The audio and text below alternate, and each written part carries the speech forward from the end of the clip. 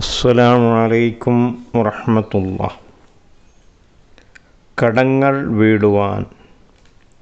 സൂറത്തു ആലിംറാനിലെ 25, 26 എന്നീ ആയത്തുകളെ സുബ്ഹിക്ക് ശേഷവും മഗ്‌രിബിന് ശേഷവും 7 പ്രാവശ്യം വീതം ഓതിയാൽ അവൻ്റെ കടങ്ങൾ വീടി സമാധാനം വരുന്നതാണ്.